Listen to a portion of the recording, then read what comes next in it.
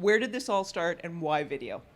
So just for a little context, I'm Chris Fralic. I'm a partner at First Round Capital. Our day job is we're venture capitalists. We invest money and provide a lot of help to early stage technology companies and internet companies, and hopefully help them get big. And we've got over 170 portfolio companies today. And this all started back in 2008. The main idea came from my partner Josh Koppelman, and the idea was the world was melting down financially, if you recall it. And there was another venture firm had put out basically a letter saying, RIP good times. It was basically telling every startup in their portfolio to batten down the hatches. The world is melting. It's never going to get better again.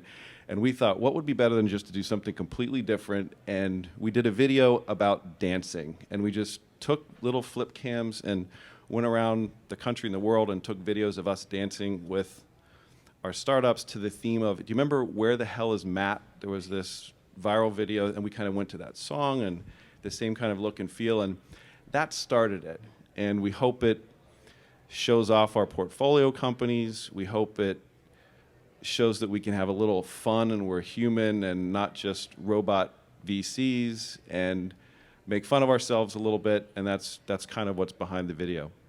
That's fantastic. So, Rachel, what's your experience with the First Round video? So I was actually saying before we came out here that I was interviewing with Birchbox in December 2011, and if you know anything about Birchbox, you can imagine that it's sort of everyone's dream job. And I went there once, and I came home and I was like, I need to work there.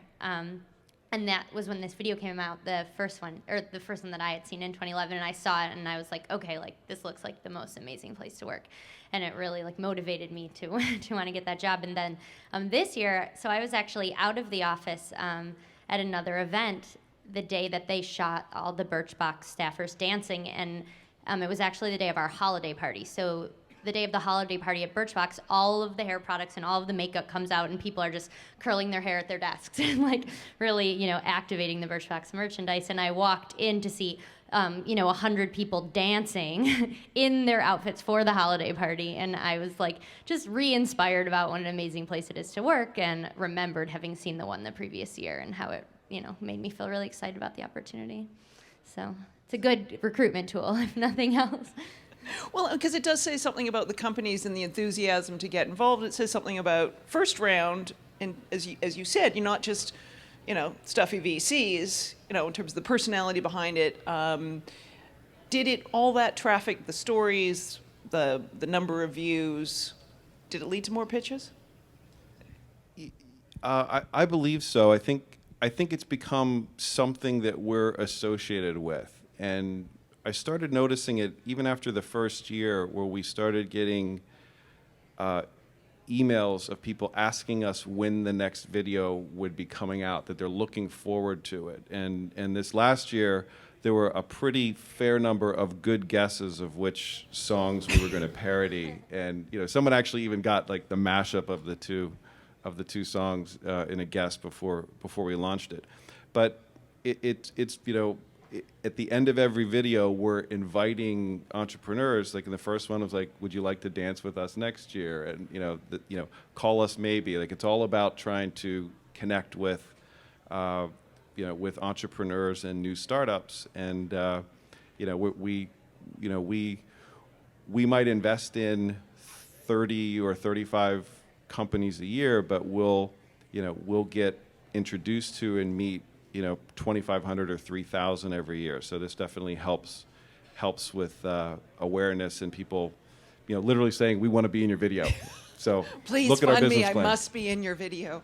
You never know. Never know on these things. This for you though, Chris, in terms of the holiday video, this is not your personal, I'm going to say, first experience with the power of recording. And we were talking earlier, and you had a great blog post that I first saw with you being an influencer on LinkedIn and having those posts.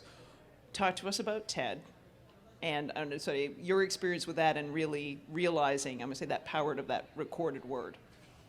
So, how many folks here have watched a TED Talk? Okay, so basically the entire audience is watching. How TED many Talk. people here have ever been to TED? Real TED or TEDx? Was it a TEDx or a... Okay, TEDx. Another one over here. So TED is this thing that started a very long time ago, and I stumbled upon almost 20 years ago and have been going for about 19 years. And back then, it was just this once-a-year event in Monterey, and they sold, not many people bought, I was one of them, an audio recording of the conference on cassettes. And I always listened to books on tape, and I just ate this stuff up. So I would take these tapes, and I would go home and record mixtapes, basically, or the best of TED, TED 5 in 1994 or whatever year it was. And I would record these and have tape to tape and duplicate them, and I would hand them out to people that I thought were interested in all of this kind of stuff. And over the years, TED gained in popularity. I actually did some work for the TED conferences. I was part of their strategic partnerships team in 2006 when we launched TED Talks, and basically said what was a private little get together for 1,000 people once a year, we're now going to open up to the world. And BMW was the visionary sponsor that helped underwrite it, and we connected a lot of tech companies, and we got it, and it launched, and it hit, and it connected, and 6 years later, they have been watched. These 18-minute talks have been watched over 1 billion times. One of the great talks from TED that happened last week was this artist named Amanda Palmer, and it's now, as we speak here, it's probably hit 1 million views, and it's been up for less than a week. And it's really amazing to see how video has transformed the TED conference and experience and made it such a bigger thing that's available for free to the whole world. And yet the conference itself still sells out a year in advance, and you can't get into it if you don't really work at it. But yet it's available free, and it's changed, it's maybe changed the world a little bit in terms of lots of people thinking of these kinds of things and sharing them. Totally cool. I'm going to say Jill Bolte Taylor. It's still my favorite TED Talk. Let's go to Birchbox. And in our first conversation here with Meet the Innovators, the subject of haul videos came up.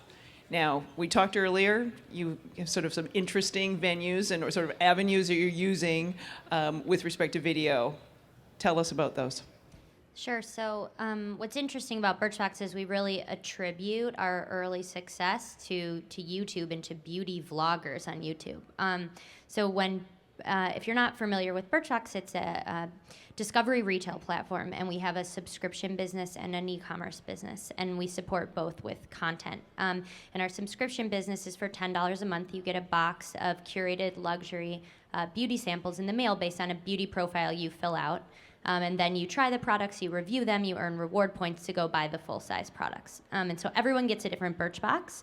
You never get the same product twice, and you tailor it to your likes and dislikes. So when Birchbox first launched, beauty bloggers and beauty vloggers on YouTube picked up on this right away. And this is a really wild subculture if you're not familiar with it. These girls in their bedrooms with their webcams get millions and millions of views to their YouTube videos of varying degrees of production quality. And they're totally amateur, and they just connect with people, and people want to be their friends and want to try the styles and the looks they're doing. So these girls started signing up for a Birchbox and opening their Birchboxes, and they would talk about what they got, and everyone was getting different Birchboxes, and everyone wanted to get in on the fun, and it's how we really attribute our growth in the beginning. And they're called haul videos, and people do haul videos about all kinds of things, but Birchbox is really famous for this.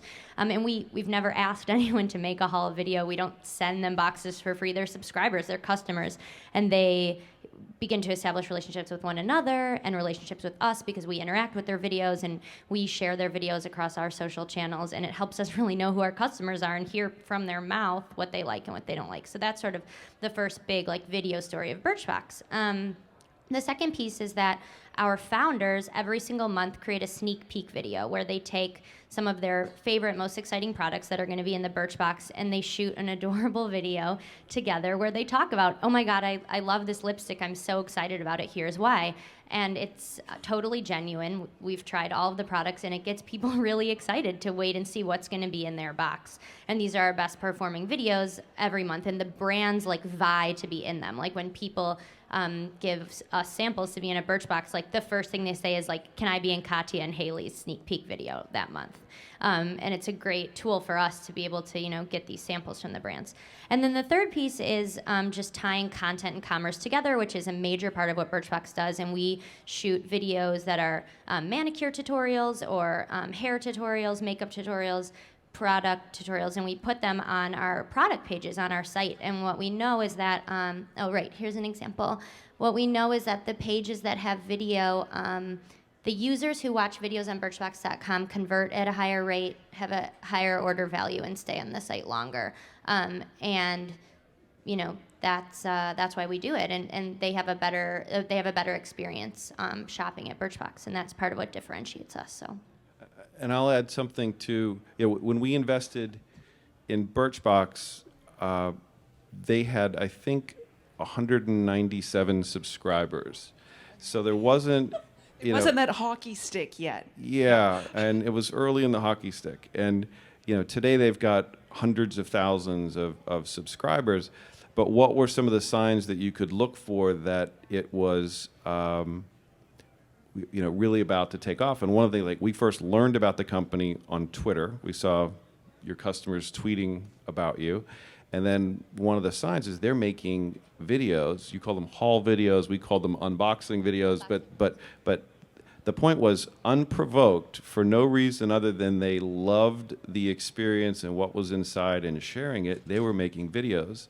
And that was just a good sign that people were in love with the whole Birchbox experience. Loving that product. Are they made in more than one language?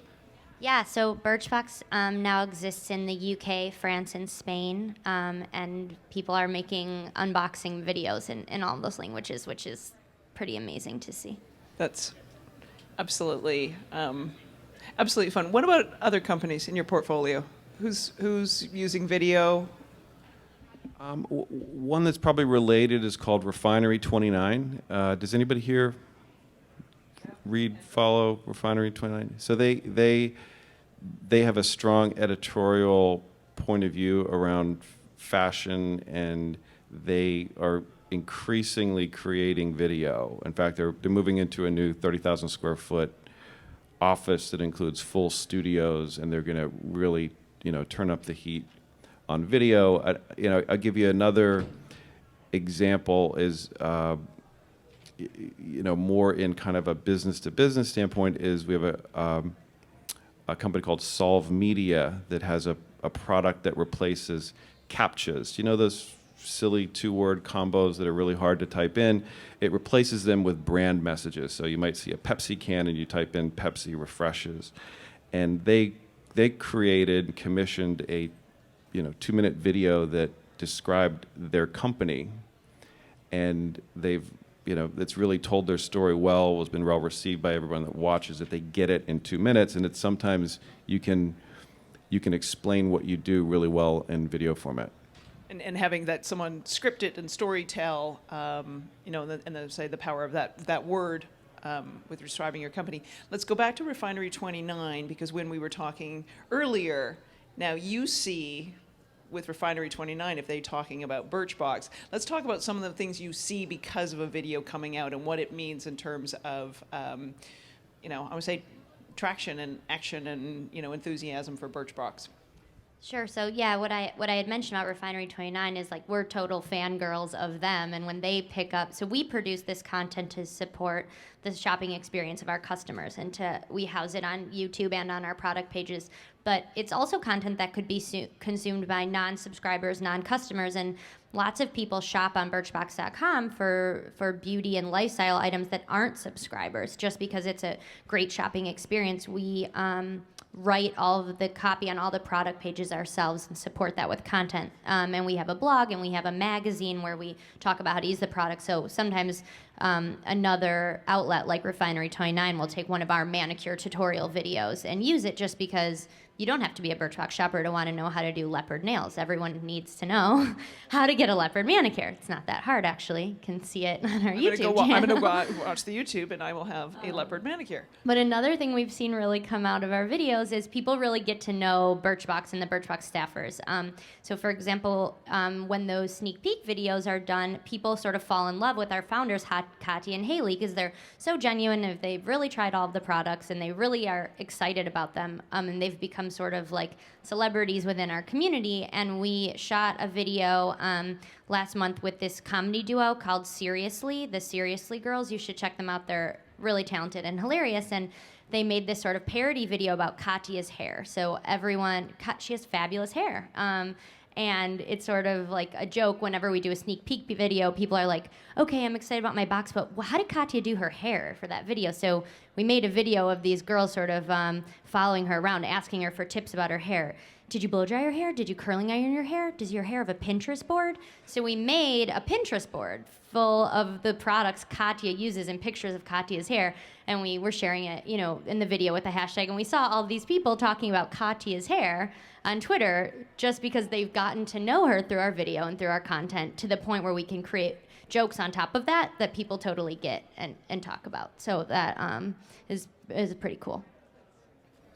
Cracking me up. Yeah. Pinterest board, I mean, maybe we were talking about this before, which other CEO has, maybe a Pinterest board for hair, and that's probably Donald Trump. But right. we won't go there. What's the downside with video? What's the danger? What's the downside? Where do you kind of pause and go, okay, let's take a step back from the video? I would start with video can take a long time to watch. So sometimes if you're not capturing someone's attention super early on, you may lose them. And so there may be other ways to get information across faster. I think the other thing is you have to talk about positives and negatives. So YouTube changes everything with video distribution. We've seen it at First Round. The TED folks have seen it. The numbers don't lie. It's really changed everything, and that's the positive. Embeddable, shareable video that plays everywhere.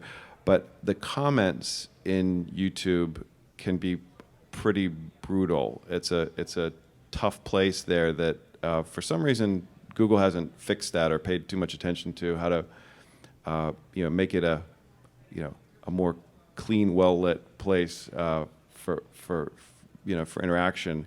And sometimes things can get kind of nasty in the comments. So that's something you just have to either brace up for or try and steer. I think you've learned some things at Birchbox on that front. Yeah, so I sort of say, like in my experience managing social for Birchbox, that there's sort of a hierarchy of the nastiness of people on social media. And like Twitter, the people are the nicest, and then Facebook, and then YouTube is really, really down there. And obviously, Facebook is your real face and your real name, so that's obvious. And Twitter, it's sort of going out into a vast universe, not on someone's page. And YouTubers, people, you'd be shocked how angry people get when their friend got the lipstick they wanted in their Birchbox. I mean, really angry. But so we were watching that month over month, like in the mix of these people who are, I love Birchbox so much, I love my box. There's a lot of people saying, how come she got that and I didn't? Or all different kinds of things. And so we were like, how can we turn this conversation around and not control the conversation, but guide it and get the quality of responses we know are in there, because we love our customers and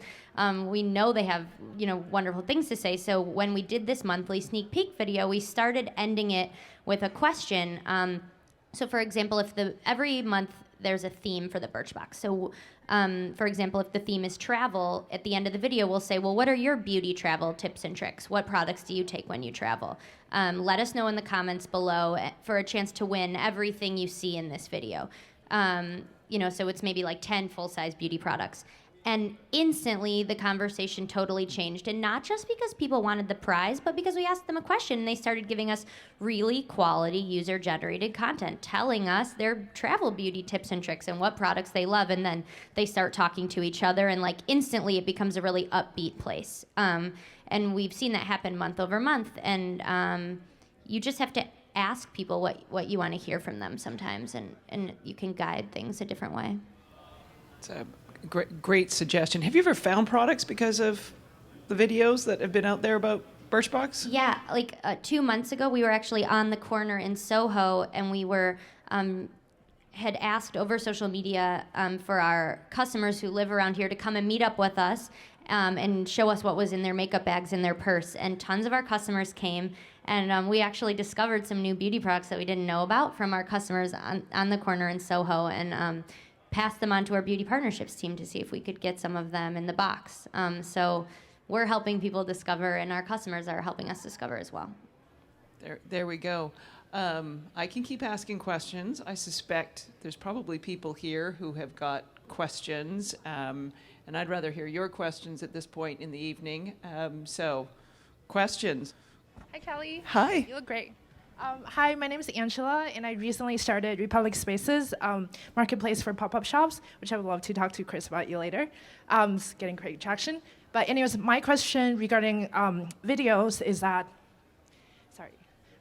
so what are the statistics in regard to pictures versus image? And in terms of social media, I'm sure there's a way that you somehow, what is the best tactic for leading to video? I don't feel like necessarily it's like a, immediate thing. There's probably like an in-between step. So what are these tactics that you guys are using? So a couple things. One is if people don't think they're in the mind frame to watch a video, they might not watch one. And we all know that you can fall down the YouTube black hole when you weren't planning on it, but sometimes people are in a hurry. So one thing I do is I bit.ly all of my links. So if you auto shorten them from YouTube, it says YouTube and people know it's a video. So if you want just everyone to click on it, whether they're in the mood for video or not, if you shorten it another way, then you can just say, learn about these top 5 spring manicure trends, and they don't know if they're going to a photo or to a blog post or to a video. So that's one thing. And whenever I'm sharing video on Facebook, when we get a new video, the first time I share it, I'll share it on Facebook like to embed the video. But again, if somebody isn't in the mind frame to watch a video, or maybe they're at their computer at work or something, the next time we share it, we'll actually take a screen grab and share it as a large image. So they're drawn in to learn more, and maybe they don't even realize they're going to a video. But once they're there, our videos get a lot of views, so we know people are happy once they're there. But if you think you're in a hurry or you don't think you're in the video mind space, you might not be as apt to click as if you don't quite know where you're going, you just want the content. When we launch our holiday videos, we try and coordinate the release, and we're getting stories written about it. We're emailing folks. We're using all the social media to try and hit it so you get people where they are. I think a small thing, but it's important, is what's the key frame? What is the image that is representing this video? And in some ways, it's kind of what's the headline in a news story, and it's more important than you think.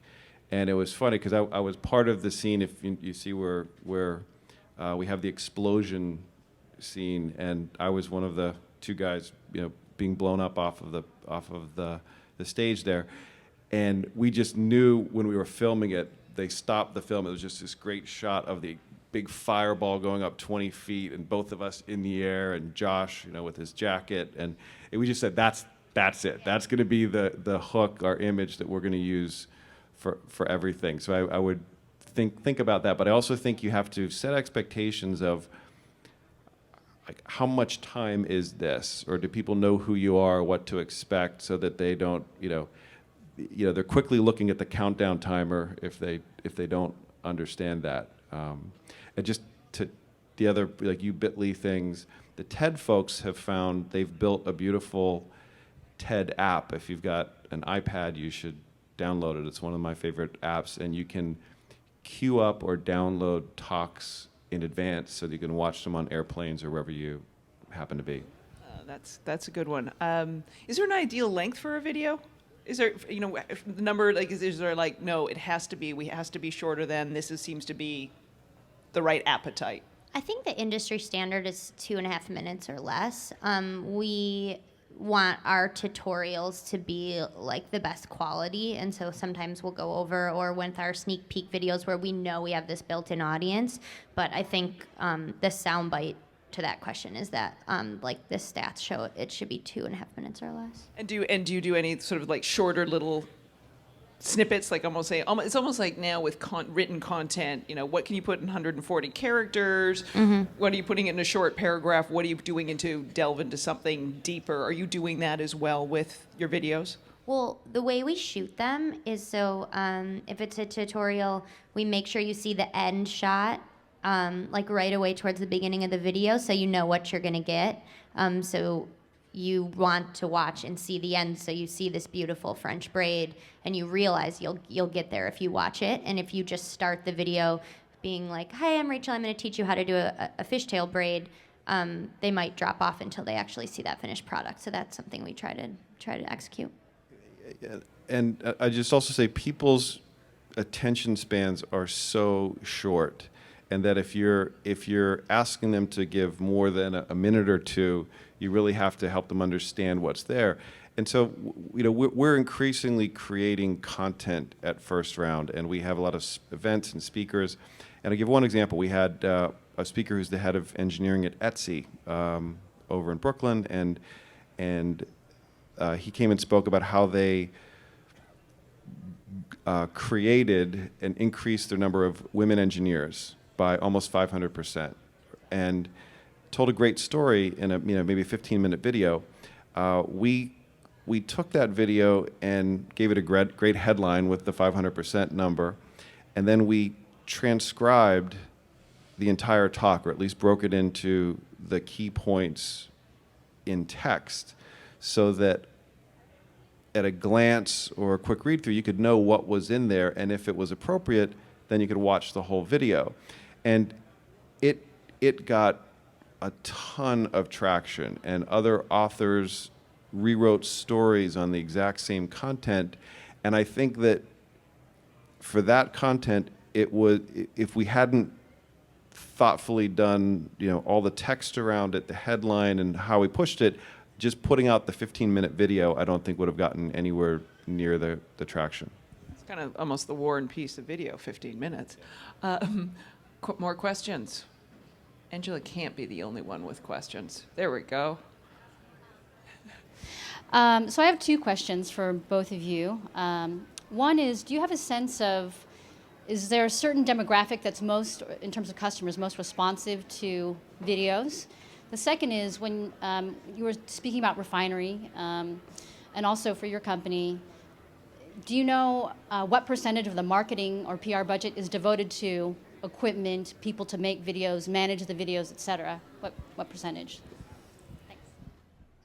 Sure. So we, our video budget and our video production falls under our editorial team. We think of all of our videos just like we think of our written content.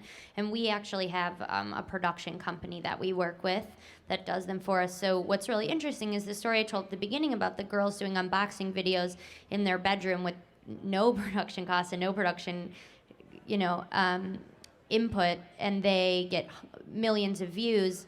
They're able to do that because it's genuine. That's who they really are. And we produce videos all across the spectrum. We produced a video with Benefit, which was referenced up there at the Benefit store, with very high production value. Just that was the only thing we shot that day. And then we'll do them in the studio and shoot 5 or 10. And then we'll do them in our office as well, because we want people to get to know us in our office. But also, we're an e-commerce company. We're selling products, and we want them to be really high quality content, so people trust us and trust that we're putting a lot into this and teaching them how to use it. And if we made all the videos in the office at our desks, it might not give that same impression. So I think you need to consider like varying degrees of like production quality. And then I think in terms of the audience, I think that's more about where you put it. So we know that different people are watching video on YouTube than on Facebook than on our site.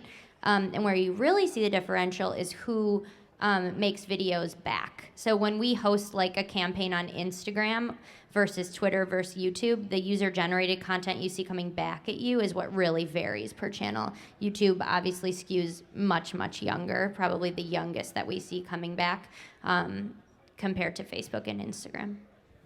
Yeah, I say I don't know facts, but my instinct is that video is skewing a lot younger. But I think that and I don't know budgets exactly, but I would say that it's getting cheaper every year, all the time. You know, all the tools that Apple and the whole ecosystem provide just make it ridiculously cheaper, better.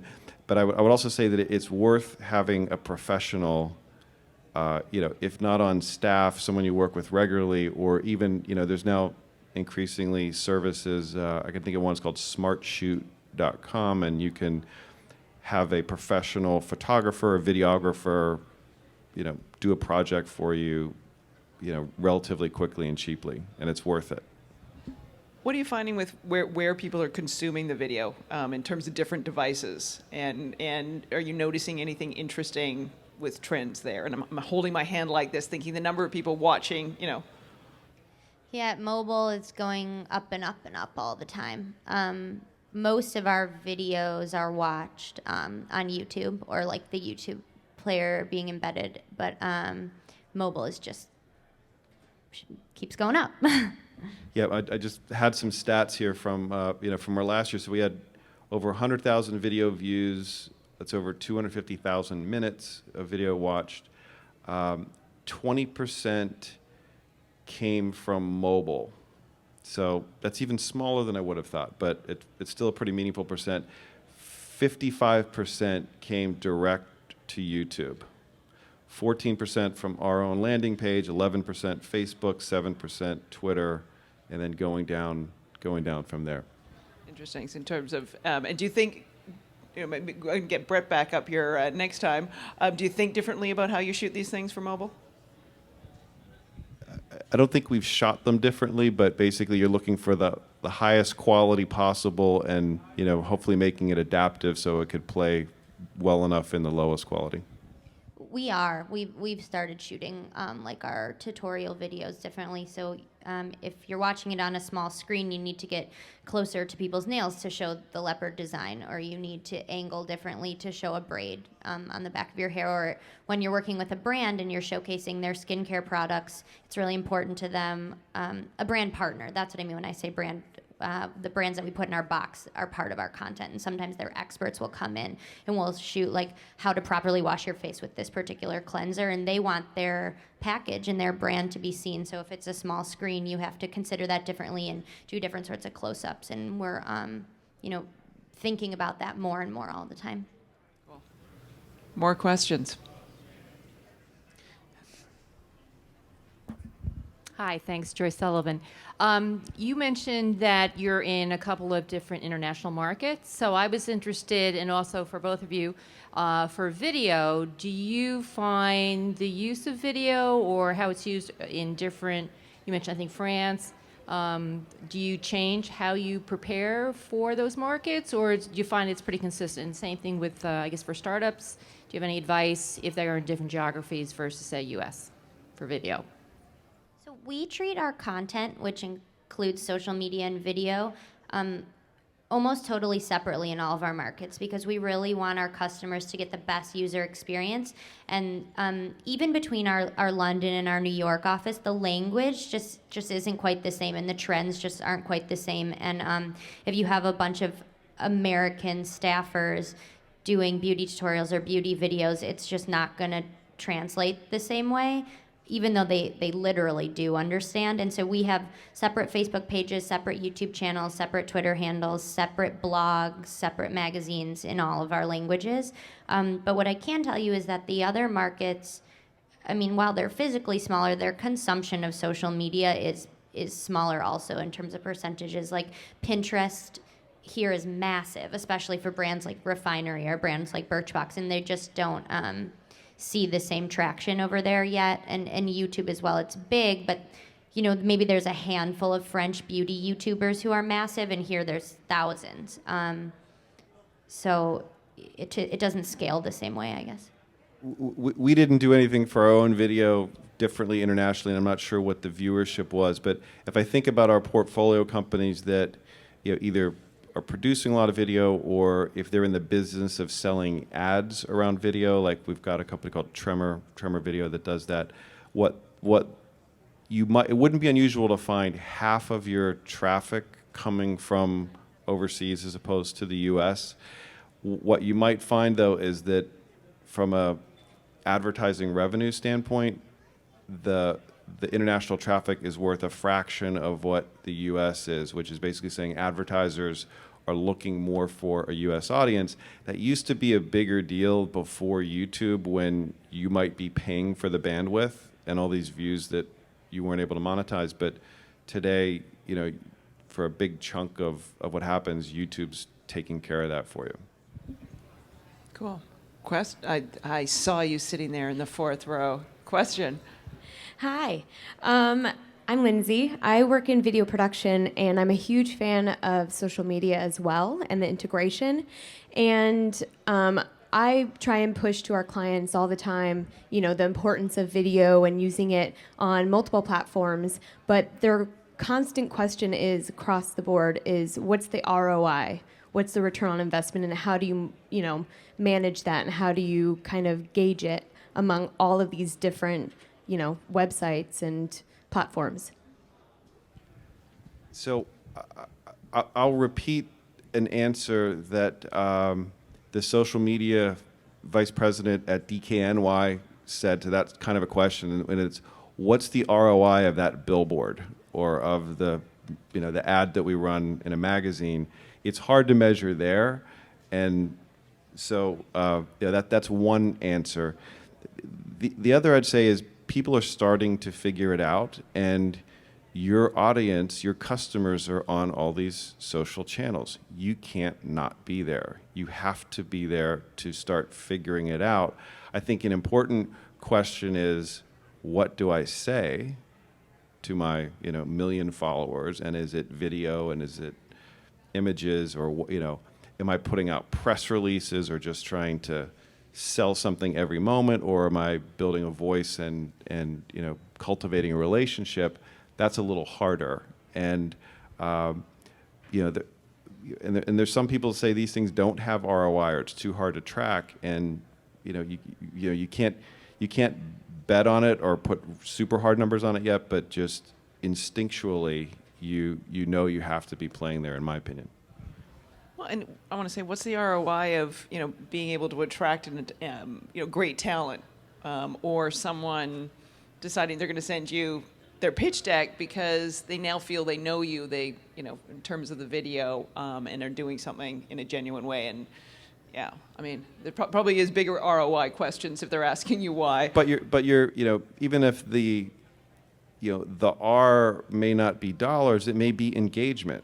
It may be how many people looked at it, how many people watched it the whole way through, how many people liked it on Facebook or commented back, and that should be a big part of how you look at the return, I think. I always tell people, two things. One, you have to be where your customers are. How could you not be where your customers are? Especially with social media, you can do it yourself. So maybe if not every business translate as well onto all channels as other businesses do. Maybe you make one video that tells how your service works, and that's the one video on your channel.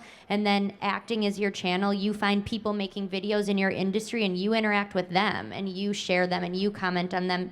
You're still active on the YouTube community. You have to figure out what's the right type of content for my business, and what's the right type of ROI for my business. Exactly. More questions. Hi, just to follow up on your last comment on potentially doing one video. There used to be kind of the dogma that if you were going to do a blog, wait until you could do blog content regularly and put that out to your customers so they would be expecting it and be seeing it. Do you think of video in the same way, or would you recommend putting your toe in the water, or kind of waiting until you had a real strategy for ongoing content there? I think you can't have dead channels. There's nothing worse than somebody starting a Twitter handle and then you look at it and they haven't used it in a month. But I think you also have to be realistic, and if you can write one blog post every week and be consistent with that, so if someone looks back, they know that blog post is coming from you on Mondays, I think that's okay. If you can do a video every month, I think that's okay, as long as you don't let your channels feel dead. So if you are logging in and commenting on other people and watching other videos and responding to all the comments under your video and saying, we have another one coming, like, I think that's okay. I think, the worst thing you can do in social media is be afraid. Like, that's the opposite of what social media is. It's fast-paced, it's democratic, it's, act now, apologize later if you have to kind of platform. And if you are just waiting and waiting, you're just missing out. Yeah, one of my favorite quotes from Seth Godin, the marketing guru, is about blogging. He said, the first 1,000 blog posts are the hardest, and then it's all downhill and gets a little easier. And his point is, you just have to crank this stuff out on some pace. And the thing I would add to it is, don't try and create the Oscar award-winning 20-minute video out of the gate. I would say start small, and also don't be afraid to fail. It's okay if you try something and it doesn't work, and you learn from it and do it different and better next time. Unless you're that haul video where the girl burnt Oh her my hair off. God. If you haven't seen that one, it's a good one. It was a tutorial. You can on how see to it on the Birchbox blog and our Facebook page and our Twitter. We couldn't believe that happened. Yeah, if you're going to do a haul video, maybe practice first before you burn off a large chunk of your hair. Last question. Someone's going to have a last question. I can't have the last word. So, hi. So, speaking about being willing to fail, is there anything generally that you've seen in videos that just does not work at all and people should not try because it's been tried and really goes off badly? I think back to the discussion about having, a standard of production video. So we shoot videos in our office, but, make sure the lighting looks okay. Make sure there's not old food containers hanging around your living room, or dirty laundry in the background. Or if you're in your office, make sure there's not people having a loud conversation in the corner. Not everyone can hire a production company, but just be thoughtful. Try to make it visually pleasing. And if you watch enough videos, you start to pick up, what those things are that are really off-putting. That's sort of the first thing you can do, I think. Production value counts, and you can learn pretty quickly. If you go back to our first video in 2008, it was really handmade by people that didn't know what they were doing before they were good cameras, and we didn't want to say increase anything, it. Yeah. Get the production quality. But don't be boring. That's probably another good piece of advice. The best you can. Thank Thank you. you again. Thank you all around.